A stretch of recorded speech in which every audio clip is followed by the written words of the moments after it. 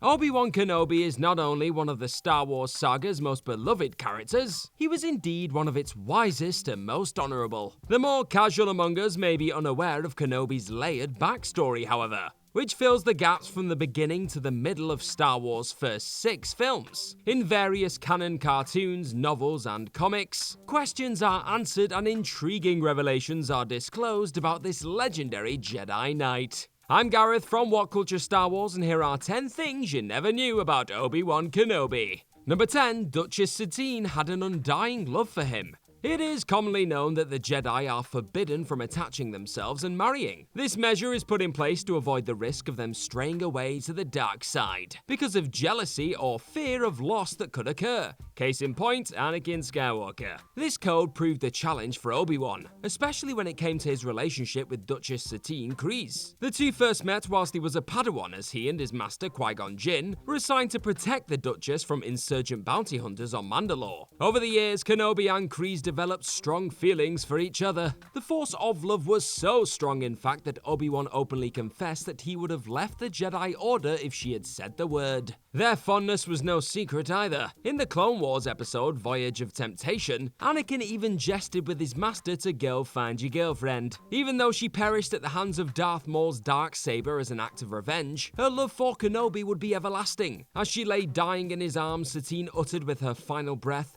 "Remember, my dear Obi-Wan, I loved you always, I always will." No, you're crying. Number 9. He protected Luke throughout his childhood.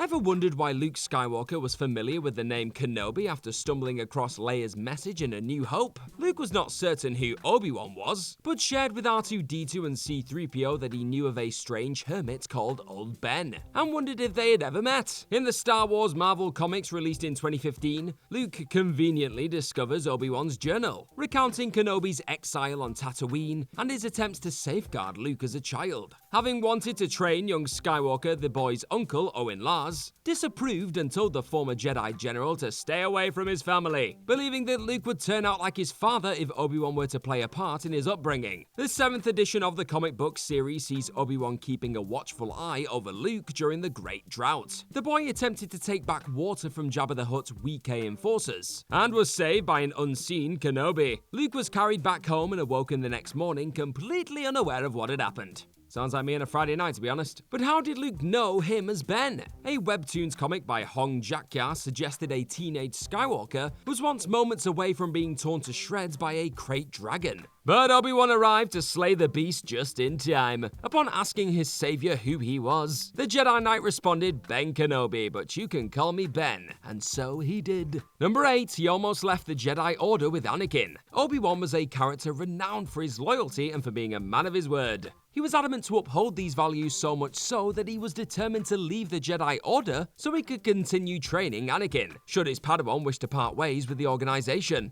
In the 4th installment of Marvel's limited 5-issue comic series, Obi-Wan and Anakin, written by Charles Soule and with art by Marco Ciacchetto, young Anakin describes how uncomfortable he is, and begins questioning his place in the Jedi Order after discussing his doubts with Chancellor Palpatine. He even shares his dilemma with Kenobi, stating that he wishes to leave before reassuring him that he is open to returning in the future to continue his training. Keep in mind that since he was 9 years old, Anakin's whole life had pretty much been decided for him. If young Skywalker had left in pursuit of liberty, Kenobi would have probably followed. This would not have been due to him sharing his Padawan's view, but rather to keep his promise to his late master Qui-GON'S. His dedication to the two men is arguably stronger than to the whole of the Jedi Order. Number 7. There are artifacts named after him. Due to his heroism and long-standing service to the Jedi Order, it is not surprising that there are various artifacts named after the Honorable Jedi Knight. For playing their roles in the obliteration of the first Death Star, Alliance members including Jack Porkins were awarded the Kenobi Medallion.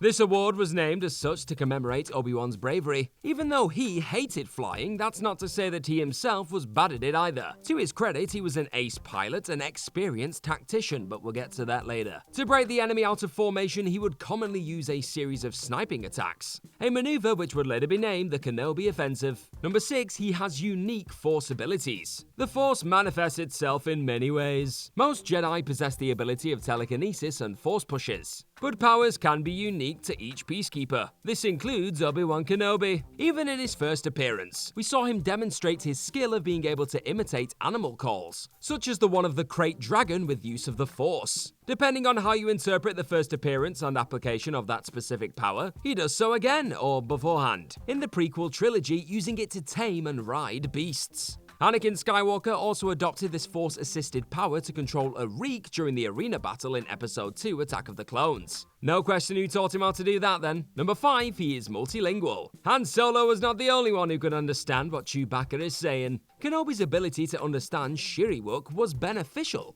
as he was able to successfully negotiate with the lovable Wookiee throughout A New Hope. Another language in the Jedi Knight's repertoire is Twi'leki, also known as Rill. Whether or not he could get to grips with the Twi'lek's complicated sign language is up for debate though. However, knowledge of the dialect proved helpful in the Clone Wars, communicating with a Twi'leki girl to free several of her race from the Separatists. All in all, Obi-Wan was said to be fluent in at least 5 languages. One must be if you're that well-travelled, I suppose. Number 4, he defeated Maul by adopting Qui-Gon's stance. Jedi Knights are well practiced in lightsaber combat. However, in order to master the lasered sword, they must be proficient in not one, but all 7 dueling forms. Kenobi favored the Soresu-style Form 3, after his and Qui-Gon Jinn's climactic battle with Darth Maul in The Phantom Menace. The Sith Lord was a Juyo, Form number 7 practitioner, whilst the Jedi on this occasion fought using Ataru, both notably aggressive systems, not best suited for Theed Palace's confined spaces. With Qui-Gon more focused on the dual blades, Maul landed a calculated strike to Quinn's face, using the hilt, followed by a fatal blow to his torso. Initially enraged, Obi-Wan managed to overcome his master's killer, and learned to prefer the more defensive third form method. In the animated series Rebels, set many years later, Kenobi and Maul faced off once again. No longer a student, Kenobi initially adopted his Soresu stance, but momentarily reverted to standing in Qui-Gon's on-guard position. This brief switch goaded Maul into attempting the same strike he did all those years prior. Obi-Wan's psychological trick worked, and he thus managed to defeat his longtime foe, cutting his hilt in half and wounding him in the chest. The duel was short, but oh so sweet. Number 3, he was a multidisciplined negotiator.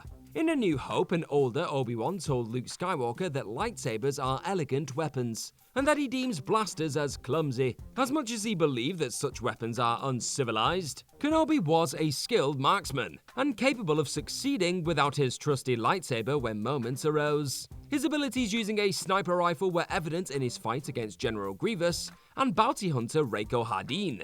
He could hold his own against bounty hunters, particularly Mandalorians, in hand-to-hand combat as well. Kenobi managed to defend himself unaided against Jango Fett on Kamino, and even knocked the leader of the Death Watch, Pre Vizsla, out of the sky using only his fists. These weapons were all but last resort, as Kenobi also had a way with words to avoid conflict whenever possible. Whether it be through Jedi mind tricks or his diplomatic skills, his reputation earned him the nickname the Negotiator. Number 2, he didn't have an easy relationship with Qui-Gon. Obi-Wan and Qui-Gon held each other in very much high esteem, and despite the student-master dynamic, were very good friends. Regardless, the two didn't see eye to eye throughout their relationship. Set around 8 years before the events of The Phantom Menace, Claudia Gray's canon novel Master and Apprentice uncovers more about their relationship. The pair differed in their philosophies. The Padawan was a practiced follower of the Jedi Code, whilst his master was devoted to following his conscience and will of the living force. The book reveals that Qui-Gon actually shared his fascination of the history and prophecies of the Jedi with his master Count Dooku. They also possess similar character traits: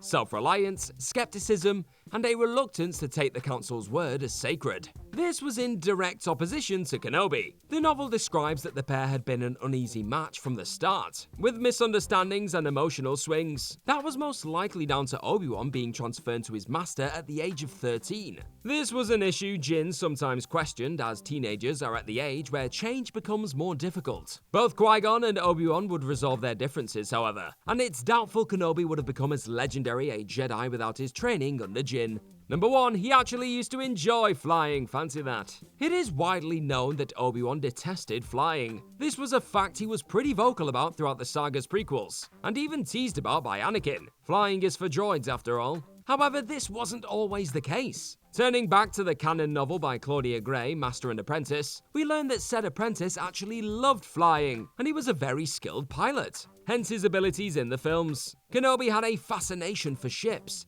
and his adoration for flying was well known by Qui-Gon Jinn. So what happened? Well, whilst on a mission to rescue new ally and jewel thief Rahara Wick, Obi-Wan accidentally triggered a small ship's autopilot function, sending him spiraling through narrow corridors and walls, eventually bursting onto the bridge of the Chirka Corporation ship he was inside. This harrowing event left the once enthusiastic pilot with a pale face, and his stare somewhat glazed. After being consoled by his master, Kenobi, still in a state of shock, uttered, "I don't ever want to fly again, ever."